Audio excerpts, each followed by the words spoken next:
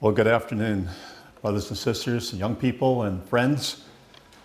If you've been looking at the screen for the last few minutes, you might have noticed there's a trembling going on. I thought that was kind of interesting, wasn't it? In the light of verse 20, that all the men upon the face of the earth shall shake at my presence.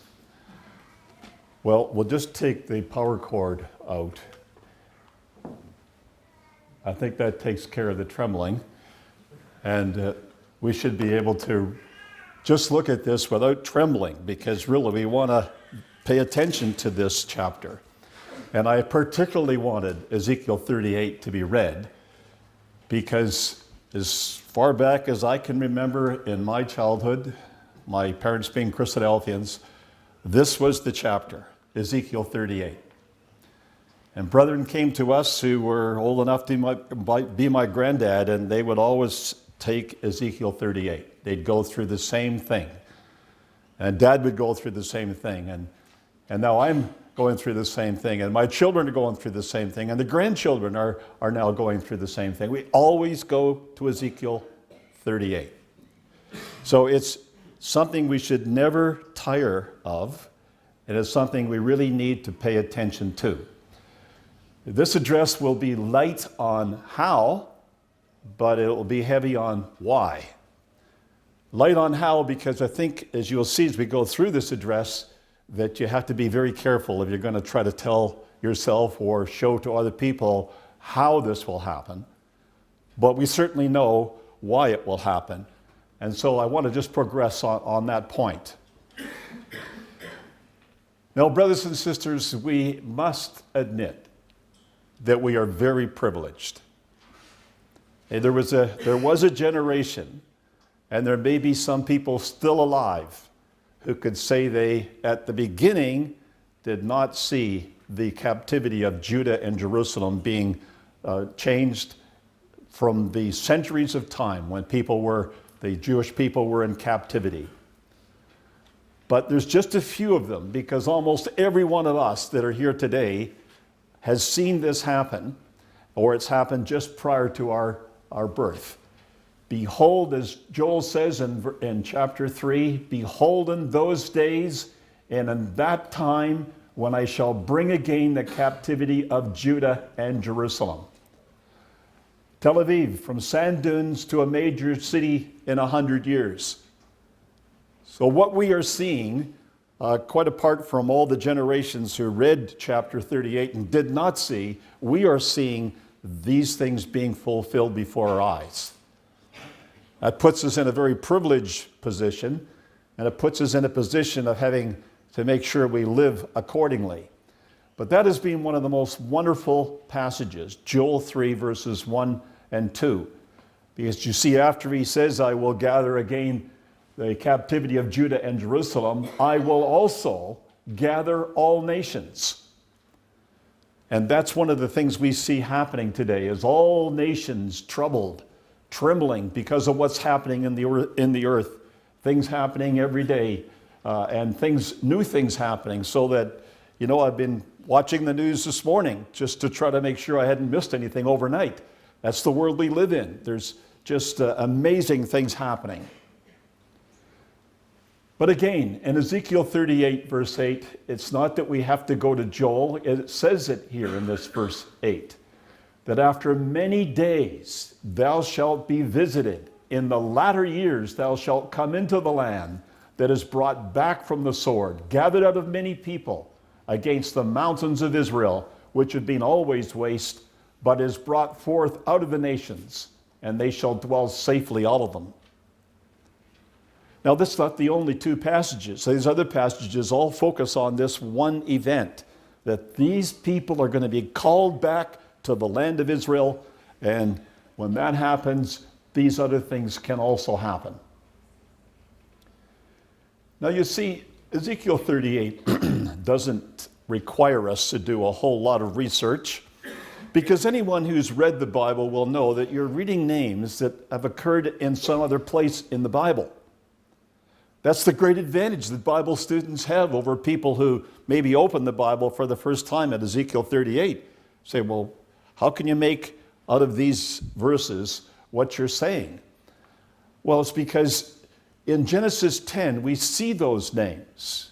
Gomer and Magog and Tubal and Meshech and Gomer and Togarmah and add others as we go through the chapter. And these are the sons of Japheth. That maps, these ancient maps that we find, and certainly maps of people who have tried to study where peoples migrated to, are almost all talking about the north of Israel. And the Bible stresses this idea of it's the north. They come from the north. Well, if you take a line from Israel and you go north, you almost go right through Moscow. And so it's something that you can see very clearly if we just pay a little attention to small details. But when we come to, say, an atlas like Rand McNally, and you see a little note up here, you can see at the top of your screen, the descendants of Gomer occupied probably Germany, France, Spain, and the British Isles, that we're not straining things. We're not giving some unique interpretation. It's not as if these things were in doubt and there was a whole lot of question about it. That's where these people were. They lived in Europe. They lived north of Israel. And so Gomer and Magog and Rosh and Meshech and Tubal, they're nations up north of Israel. Now notice this, and this is one of the key things I think that Ezekiel 38 tells us. We don't go to the news and say, well, look what's happening, and then come to our Bible and say, no, where does it say that would happen? That's not the way we go at this. It's not the way John Thomas did it, who was trying to interpret this before Israel was back in the land. He noticed in Ezekiel 38, verse 4, it says, I will turn thee back and put hooks into thy jaws. I will bring thee forth, and all thine army, horses and horsemen, all of them clothed with all sorts of armor, even a great company with bucklers and shields, all of them handling swords. It's not looking at history and say, well, this is going to happen someday, and we just have to wait till circumstances bring it forth. Well, God's telling us, this is his work. I will turn thee back. I will bring thee forth. And so we might not see anything immediately leading up to it, but we do expect that God will do these things, and certainly it will come to pass. Again, in Daniel chapter 2, verse 44, in the days of these kings shall the God of heaven set up a kingdom. It's not just God saying, well, there's going to be a kingdom sometime in the future. He's saying in the days of these kings, God will intervene. And the God of heaven will set up a kingdom which shall never be destroyed, and the kingdom shall not be left to other people. It shall break in pieces and consume all these kingdoms, and it shall stand forever. Or in Zechariah 14, verses 1 to 3, behold, the day of the Lord cometh, and thy spoil shall be divided in the midst of thee. For I will gather all nations against Jerusalem to battle. The city shall be taken, the houses rifled, the women ravished. Half of the city will go forth into captivity, and the residue of the people shall not be cut off from the city. Then shall Yahweh go forth and fight against those nations, as when he fought in the day of battle. So from these passages, we can see that what we are expecting is God's intervention to do these things which his word says will happen. And coming back to Joel, it just reinforced again that it said that in both those verses, that I will bring again the captivity of Judah and Jerusalem, and I will gather all the nations. Now that should have a special ring to Christadelphians, because Christadelphians understand the name of God to be Yahweh. And we have learned through the writings of our pioneers that that name refers to the future, I will be. But when we see it laid out in the Old Testament, where God uses his name, he always tells us what he will do. So you can see God plays upon his name. It's not just I, it's Yahweh that will do this, because he is the one who will do these things. And as a result, that becomes sort of a fingerprint of God through the scriptures. Now, we've been through this. Any research will illustrate that certainly there's a large area of agreement that the word chief in the Old Testament King James Version should be Rosh, a proper name of a people of which we have been able to identify the Russians. John Thomas said this, and this is an interesting idea that he puts forth here in Help Us Israel. He says, in identifying Gog of the land of Magog, that is, styling the ruler of Magog by the latter syllable of the name of the country over which he rules. We have seen that Magog is the region extending from the Rus, or Russia, to the Rhine, comprehending Wallachia, Transylvania, Hungary, and Germany. Of course, the prophecy must be future, because the prince of the Rus is the Gog of Magog, and as yet no emperor of Russia has been also emperor of Germany. So you see, when you look at how these things are going to come to pass, and even what the Bible itself says, you have to be true to what it says. That this Gog of the land of Magog must be an emperor who was linking Russia and Germany. And many people have seen in times past what they thought would likely be this link, but yet we still wait to see that link, however it will come to pass. He goes on to talk about Gomer and all his bands, the house of Togarmah of the north quarter and all his bands. Many peoples of Europe with Russia is really what that's saying to us. And then, of course, Persia, Ethiopia, and Libya with them, all of them with shield and helmet. And you will see, I feel certain that as we go through all our talks today, you'll see these other nations mentioned in more detail. So, in just a summary of those few verses of Ezekiel 38, 2-7, this is what John Thomas went on to say in Help Us Israel. Son of man, set thy face against Gog, the emperor of Germany, Hungary, etc., the autocrat of Russia, Muscovy, and Tobolsky, and prophesy against him and say, Thus saith the Lord God, Behold, I am against thee, O Gog, autocrat of Russia, Muscovy, and Tobolsky, and I will turn thee about and put a bit in thy jaws, and I will bring thee forth from the north parts, and all thine army, horses and horsemen, all of them, crowded with all sorts of armor, even a great company with bucklers and shields, all of them handling swords, among whom shall be Persians, Ethiopians, Libyans, all of them with shields and helmet, French and Italians, etc., Circassians, Cossacks, and the Tartar hordes of Uzbek, etc., many people, not particularly named besides. Be thou prepared, prepare for thyself, thou and all thy company that are assembled with thee, and be thou imperial chief to them. So in being more particular, even though we see a lot more than John Thomas saw, he was reading what he could make out of Genesis 10, Ezekiel 38, and as a result, he mentioned all of those names of nations.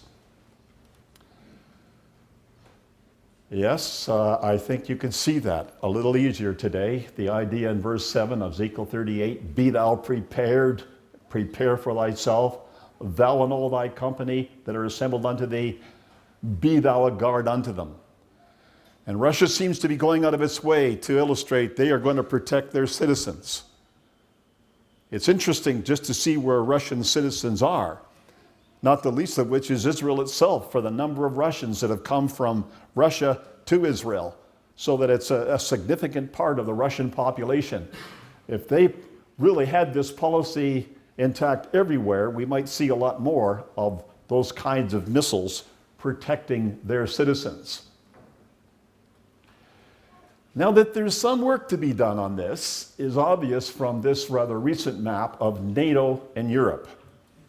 So the blue countries are the NATO countries, and you can see, if you certainly can remember back to the Warsaw Division of Europe, that NATO nations now reach far more into Eastern Europe and towards Russia, and that this has become quite a sore point for Russia to have to deal with the fact that these nations on the western border of their nation used to be Warsaw Pact countries.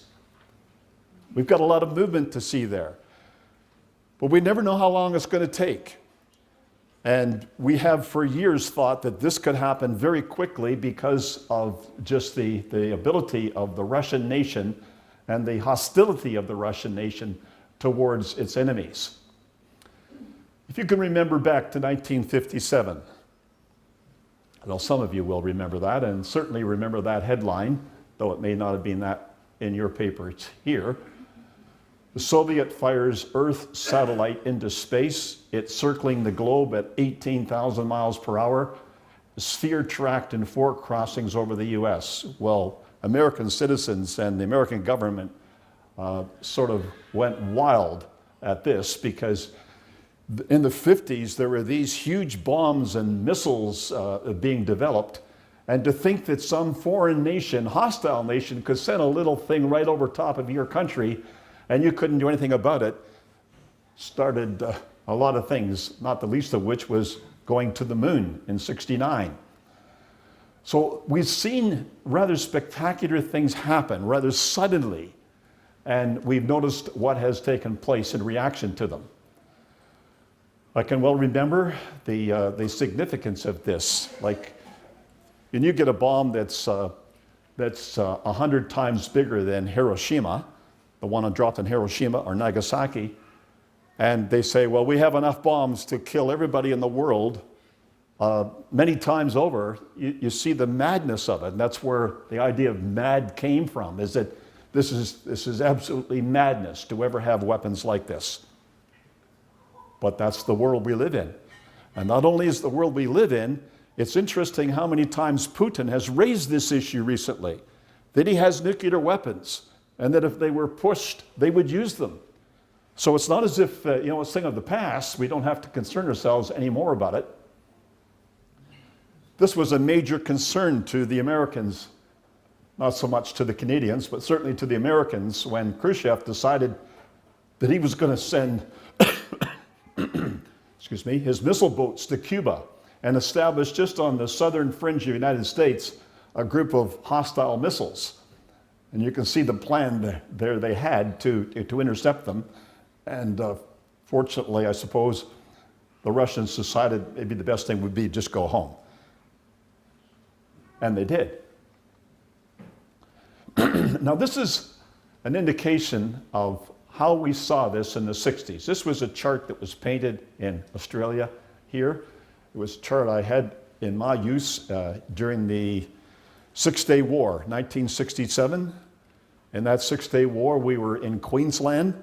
We were using this chart, and we were trying to illustrate those points to the audience. It was exciting times. I don't think I've ever had any time or an opportunity to speak that was so exciting as it was during the Six-Day War, to be talking on that to a public audience.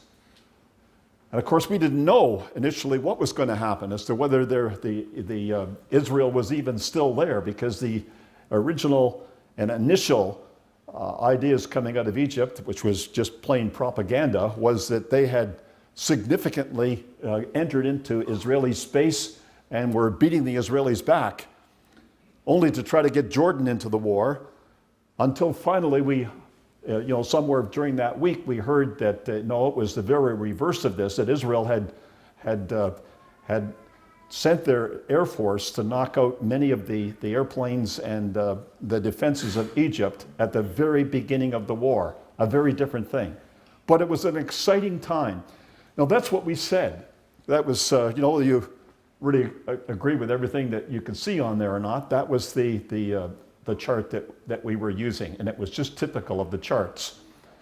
If you looked at what we were saying about Russia, it was Russia advances to world conquest, increasing communist peril challenges the West, 23 wars against the Reds in 20 years since World War II, 1,000 million held under communism, domination of a quarter of the world's land area, 20-year average of 1 million enslaved each week. Reds believe they will conquer the world in 20 years, massive stockpiling of terrifying war weapons, coming Russian invasion of Israel will plunge all nations into World War III. And same passages. When we went down into parks in Toronto, in Allen Gardens in particular, And we didn't use that particular chart, but we went down with those ideas. We had an audience.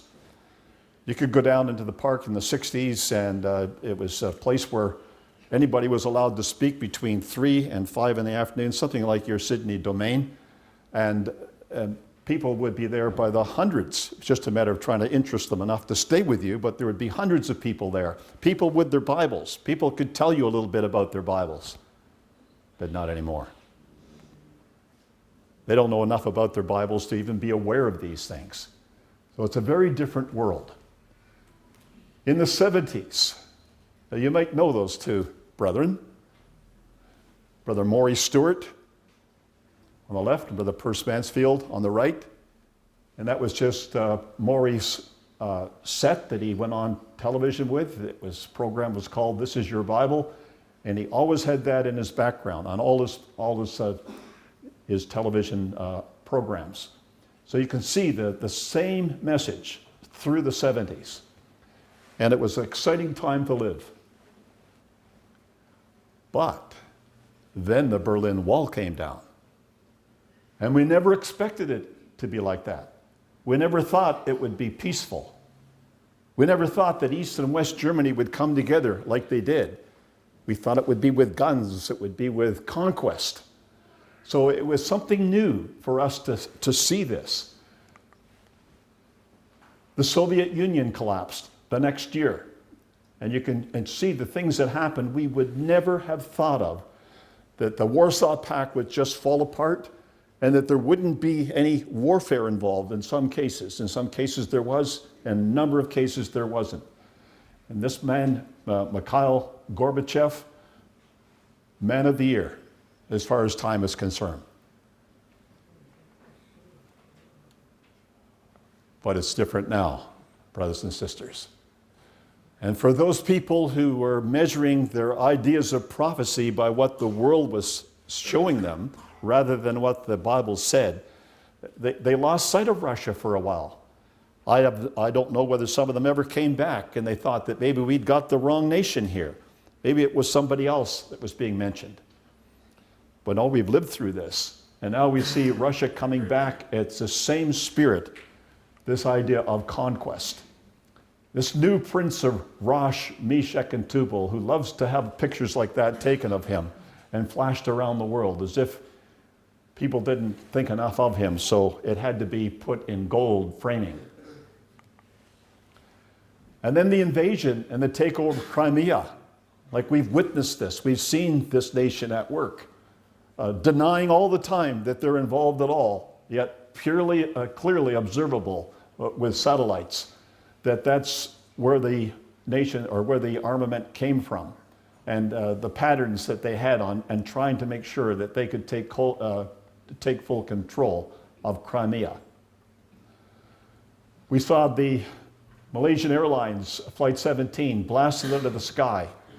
No claim. In fact, Russia won't even allow United Nations to investigate. That's the spirit of the nation that has risen in the place of the former Soviet Union. And no doubt about how that crashed. When you see the shrapnel that went in the cockpit of the plane, that there was a missile that brought it down.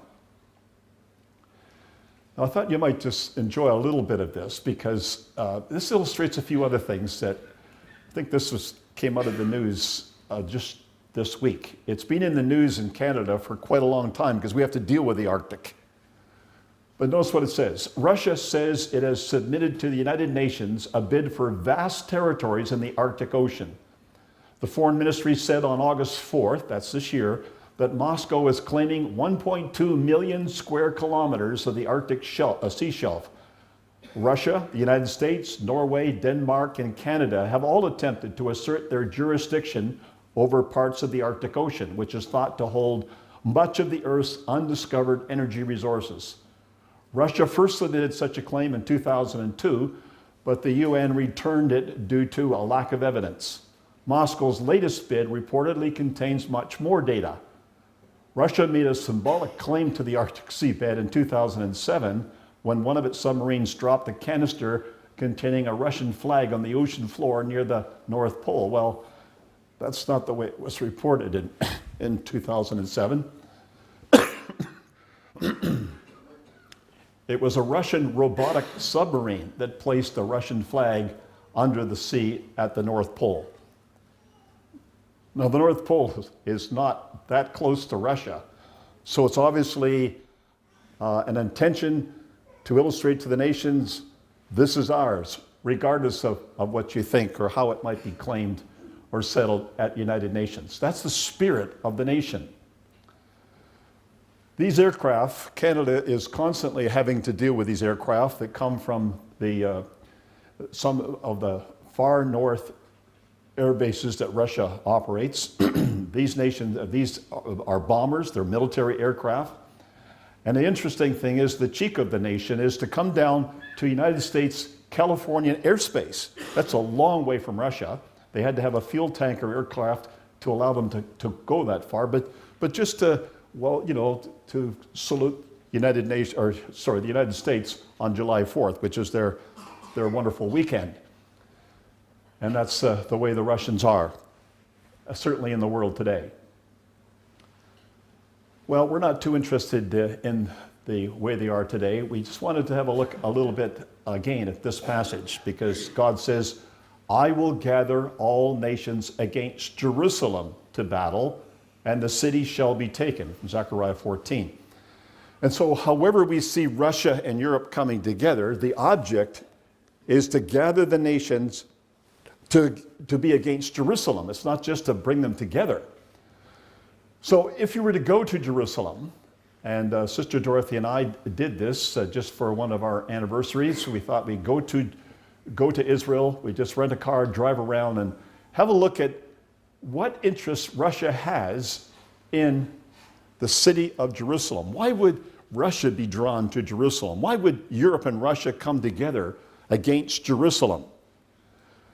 Well, there's a picture of the old city, and you can see it's fairly well inhabited, the area. But there's obviously a Latin quarter of the city. There is a Arab quarter of the city. There's a Jewish quarter of the city, and there's a Greek quarter of the city. Like, that's pretty obvious when you go to the city of Jerusalem. So we were interested in the Greek quarter because it's something that we didn't know that much about. We just wanted to see what else we could see there. Well, when you see this, you start to see why Russia would be interested in Jerusalem. See, that's the Church of Mary Magdalene. It sits just at the foot of the Mount of Olives, and it glimmers and shines in the light, just the way the temple or the mosque rather in Jerusalem does with its gold topping. So the Russians really do have a presence there. And this is something we would never have thought of, as that the former Soviet leaders would ever, desire to have the presence of religious leaders. But Putin, yes, very much so. You see many pictures of him like this, where he's associating himself with the Russian Orthodox Church. So when you go into Snippets files or into any of the news files that some of the brethren are generating for us, it's interesting just to see what they have to say. This comes out of the 21st of May, and it's based on an article in Forbes. When Putin came to power, it says, he shrewdly noted, that's the Russian Orthodox Church's useful role in boosting nationalism and the fact that it shared his view of Russia's role in the world, and began to work towards strengthening the church's role in Russian society. That never happened in the Soviet Union. So you can almost see that something had to happen in Russia to bring them this way. So early in his presidency, as I continue reading here, the Russian Duma passed a law returning all church property seized during the Soviet era, which alone made the ROC one of the largest landholders in Russia. Over the past decade and a half, Putin has ordered state-owned energy firms to contribute billions to the rebuilding of thousands of churches destroyed under the Soviets.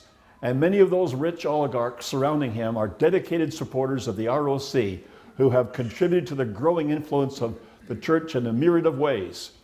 Around 25,000 Russian Orthodox churches have been built or rebuilt since the early 1990s, the vast majority of which have been built during Putin's rule, and largely due to his backing, and that of those in his close circle of supporters. So obviously Putin is pushing this. This is another little illustration of the same thing. And it goes on. It gets really quite intriguing as you see what he's up to. So this is a later version of Forbes. Vladimir Putin and Alexander Dugin. Now, you don't see too many other people associated with Putin. You almost think that this man runs the whole show himself. But this man, Alexander Dugin, is one of his advisors.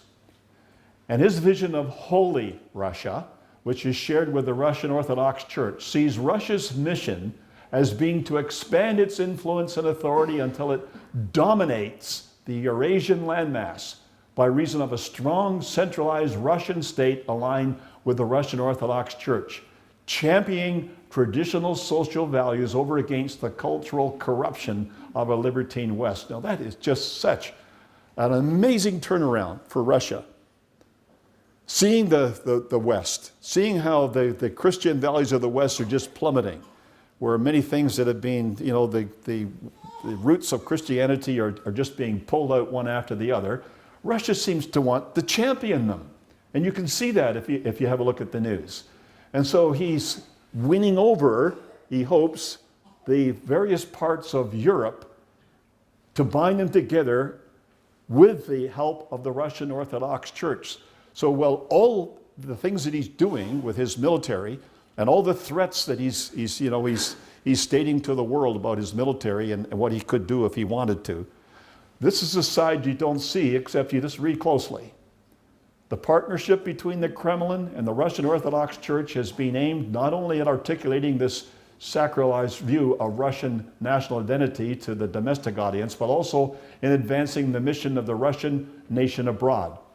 The manner in which the Russian state and the church has been cooperating, however, is undermining their jointly stated goal of building a Russian world that dominates Eurasia under Moscow's benign imperial oversight. So there's obviously things about it that people are wondering about, and that seems to be our world. It's not far off communist policy. You take 2 steps ahead and you back off one. You take 2 steps ahead and you back off one. Well, on that basis, you can be fooling people to what you're really doing, but you are advancing your initiative. So we see pictures like this, of this Christ the Savior Cathedral in Moscow, this beautiful building that now illustrates Russia's new role in the world. And I don't suppose anybody would ever expected the Pope and the Russian leader to come together like this, but we have seen now that they seem to have some kind of a relationship, and to see Putin crossing himself with the Pope is just something just amazing. Now, in this article, which is Putin's Christian faith is central to his policies, I wanted to just note this. It says, and Putin gained firm support and endorsement from that inveterate and most intransigent anti-communist, Alexander Solzhenitsyn. Before his death in 2008, Solzhenitsyn praised Putin and stated that he believed Putin's personal acceptance of Christian faith to be genuine. American Ambassador William Burns visited Solzhenitsyn in 2008, shortly prior to his death, and quoted him as saying that under Putin, the nation was rediscovering what it was to be Russian and Christian. And you just can note the article there. Just going on the next paragraph. Well, initially following the Yeltsin pro-American and pro-Western lead in foreign policy, Putin was also aware that Russia was undergoing a radical transition from a decrepit and collapsed communist state to the recovery of some of its older traditions, including a mushrooming, vibrant return to traditional Russian orthodoxy, a faith which he has publicly and personally embraced. But you don't believe everything that you read in the news. We've learned that. Because in some cases you can read these things, even though they're filtered out by brethren, and you say, well, that's kind of interesting, that seems to be a new direction, and then find a few months later that the very opposite is being reported. I mean, people should not be gullible about the news at any time. That propaganda is one of the main instruments that people use to get their way, is to float an idea where people think this is what they're up to, and then do something which may be almost opposite to it, to actually achieve what they're trying to do. So whether there's anything in this about Russia or not, I don't know, but it would seem to me that he has a very crafty way in which he's dealing with Europe. That's probably the way we most often hear, is the European dependence on Russian energy. And I've seen maps and maps of pipelines going from Russia throughout all of Europe. And you just wonder, well, why would people have done this? If they really have known Russia for what it is, why would you make your nation dependent on Russian energy? And you never can forget that God says, I will do this. And when God does some things, many times its nations just seem to be silly. Almost as if they weren't thinking, or they didn't have their eyes open when they did something. But yeah, they're tied up with Russian energy. And this pipeline that we often hear about, the South Pipeline, and just can't be too sure where it's going, although I guess we can be a little more certain where it's not going. It's the top route there. You can just see on the diagram here, there's a route across here going into Bulgaria. And then the more recent route is this one here, this black route, which comes down and goes into Turkey first. And then notice it goes across Greece and then across into Italy. So Russian energy coming from the south to go into Europe. There's a north pipeline, there's other pipelines, and then there is this south pipeline, because Russia seems to want to make sure that, well, they get their gas and their oil, but I would think more importantly that they're dependent on Russia. And just going back in the news a little while to see what Russia did to the Ukraine when Ukraine would not pay its bills, just turn off the spigot. If you turn off the spigot in the wintertime, that's almost a crime against humanity, because that just means a lot of people can't live. Now, I wanted to explain to you a little bit about this chart. This chart is our attempt in Ontario to try to bring charts back into circulation, but in the parks. And maybe you could see how you could do that in Melbourne. I don't know if you could do this in Melbourne. But that is a picture of a chart that's 12 feet wide. It'll be a little bit bigger than the screen you're looking at there, 8 feet high. And what it does is it focuses on flags. So that going through Ezekiel 38, if you look up the top right-hand corner up here, you'll notice the flag of Russia and Turkey and France and Germany, etc., as you go around. And there certainly could be others that we would put in there. And then you see the flag of Israel, and I can't quite see that. Oh, Egypt and Jordan. And then you have the flags down here of the United States and Australia, Britain, Canada, and Saudi Arabia. And then you have these ones out here, the Vatican, Europe, China, and United Nations. Now, if we didn't have anything other than those flags, and you said, oh, well, what we want is one brother to take a flag and to stand up in the park and take the flag from a flag stand, take it and put it in the front of the chart and tell the audience why you got that flag. Well, you got that flag because that nation, may not be directly, but that nation is mentioned in the Bible.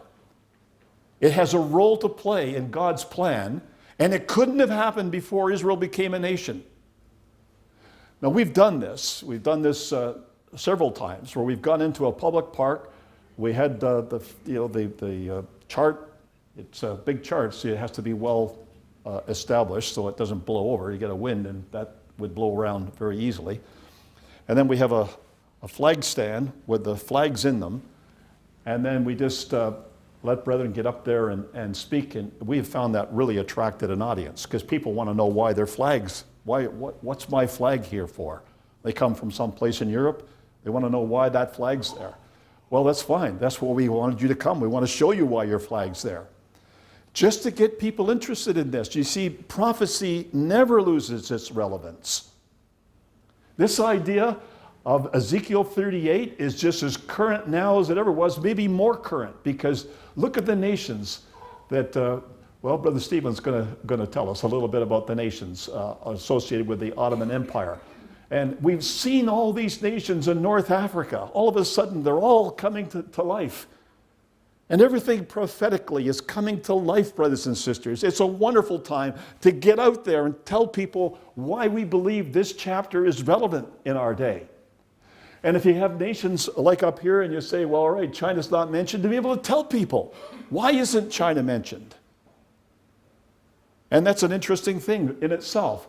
Or what is the role of the United Nations? Like, why aren't they able to get peace in the world? Wasn't that the reason why they were established?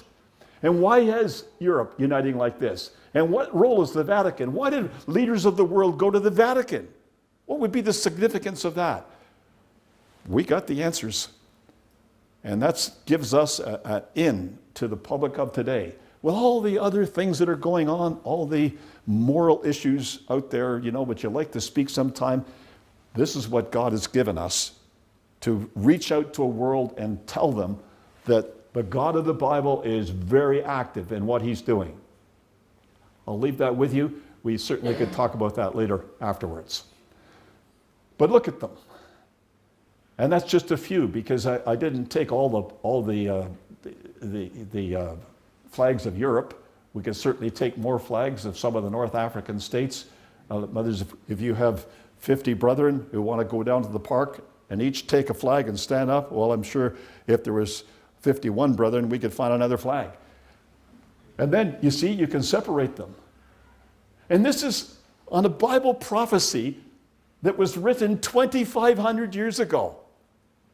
Doesn't that illustrate the importance and significance of this book? That something that old could be that current, could be that up to date, that you could find those nations somewhere in that chapter or in the other chapters. That, I believe, brothers and sisters, is what God intended that our generation had, so we could tell people about the coming kingdom and attract them in these days as well. Well, just going back to one other issue I'd like to raise in the little bit of time we have left. Just trying to figure out a little bit about the Crimean War and how Russia went into the Crimea. I just noticed in Wikipedia, this is not necessarily something you would go to find very accurate information, but this is just one little clipping from that website on this topic. What was the cause of the Crimean War in 1853? It says the immediate issue involved the rights of Christians in the Holy Land, which was controlled by the Ottoman Empire. It involved the control of the holy sites in and around Jerusalem. Now, who would ever have thought you would fight a war in Crimea over that issue? The French promoted the rights of Catholics, while Russia promoted those of the Orthodox. And they still do. The longer-term causes involve the decline of the Ottoman Empire and the unwillingness of Britain and France to allow Russia to gain territory and power at the Ottoman expense. Russia lost, and the Ottomans gained a 20-year respite from Russian pressure. The Christians were granted a degree of official equality, and the Orthodox gained control of Christian churches in dispute. Russia survived, gained a new appreciation for its religious diversity, and launched a reform program with far-reaching consequences. But what I wanted to bring to your attention in quoting this was the idea of the holy sites in Jerusalem, because that's one of the big questions we have to answer, is why would Russia and Europe join to go down to Jerusalem? We're not really all that interested in Russia and Europe joining, but in joining to go down into Jerusalem.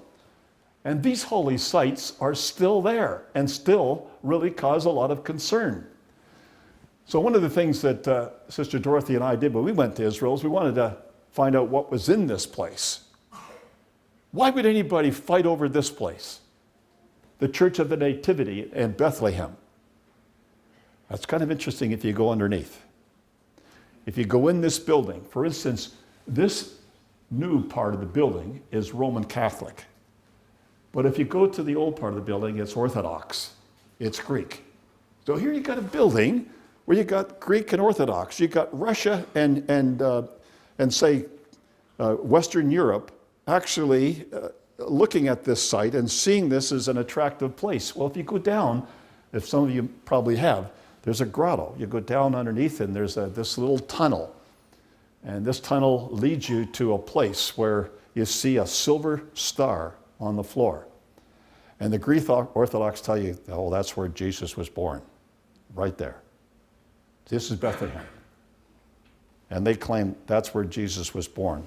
This is the church floor was here, or at least the part where Jesus was born was right here. The church was built up, obviously, afterwards. However, having looked at that and say, well, that's kind of interesting. If you turn around, all you got to do is just turn around. Over here is the manger. And they have a little doll in the manger, and the Catholics say, but that's where Mary put him after he was born. Imagine that. Roman Catholics say, this is where the manger is, and the Greek Catholics say, but that's where he was born. They want to share the site. You would never think that that kind of thing goes on underground. But that's one of the reasons why these holy sites are, I think, are interesting to them. This site here, that's the Church of the Holy Sepulchre. But I saw something there that I didn't see in Rome. We went to the Vatican. We went through that place just to see what was going on in there and what they were trying to attract people to. But in this site, when people came to the site, there was a stone. And I was amazed to see people falling down and kissing this stone. I saw them kissing an image in Rome, in the Vatican. There was this statue of Peter, and they were coming in, and some people were rubbing their hands over it, other people were kissing it. I thought, well, I don't know how these people live very long. But in this particular place, they were kissing a stone, because that apparently, in their mind, was the stone where Jesus' body was wrapped before he was put in the sepulcher. Now that's what goes on in these buildings, and you can see how that, however we think about them, and what we think they're, just a building waiting to come down. But for them, it's a holy site, and they're willing to go to war over these sites. And then if you go up to Nazareth, this is the big edifice that the Roman Catholic Church has built up there, called the Church of the Annunciation. Do you think these are important to these people? Well, the buildings tell you that they are. And that they would go to war over these buildings to contain, or at least to control them. You can see how that all the nations of the world would be very unhappy that Israel has the oversight of these buildings, and how they would very much like to have that themselves. So the disarmament of Russia. Now I thought this was one thing, just there's two slides left. If you look at the ASV, you will notice that it says, and thou son of man, prophesy against Gog. This is Ezekiel 39. Say unto him, the Lord, well, this is ASV, so it uses Jehovah, which just illustrates where they are in their translation. Behold, I am against thee, O Gog, prince of Rosh, Meshech, and Tubal. I will turn thee about, lead thee on, cause thee to come up from the uttermost parts of the north, and I will bring thee upon the mountains of Israel. And I will smite thy bow out of thy left hand, and I will cause thine arrows to fall out of thy right hand. Thou shalt fall upon the mountains of Israel, thou and all thy hordes, and the peoples that are with thee, and I will give thee unto the ravenous birds of every sort, and to the beasts of the field to be devoured. So whatever weapons this nation goes on to invent that they haven't thought of already, or however good their military might be, God says, I'll smite the weapons out of your hand. I'll cause your arrows to fall out of your right hand. There's no weapon formed against Israel that could ever prosper. So it's not a matter of fearing Russia. It's just a matter of seeing that these things will come to the end that the Bible has for them. Thou shalt fall upon the open field, for I have spoken, as saith the Lord Yahweh. So why will Russia and Europe come together? Their coming together is certain because the author of the Bible, who knows the future, states that it will happen. Yeah, that's where we rest our case. That's the foundation of our case, is that the Bible states it. That's what we think about the Bible. It states it that authoritatively that we can say that. To accomplish his purpose with his people of Israel, he will bring them together. So it's not as if God has a great purpose with Russia or with Europe, but it's with his people. And he will bring them together for that reason. Europe will have reason to invade the Middle East under Russian leadership. and we will await to see that if there's more things than we have noticed so far. And at some time, they will be attracted to Jerusalem to attempt to take control and to divide the spoil. But as we've seen the Word of God tell us, all nations will find Jerusalem a burdensome stone, especially those who rise up against her. So brothers and sisters, as we've looked at this introductory subject, it's ongoing, it's alive. We got a lot of things to look at, a lot of things to tell people and attract them to the God of this book because of how accurately he's been able to state this 2,500 years ago. Thank you.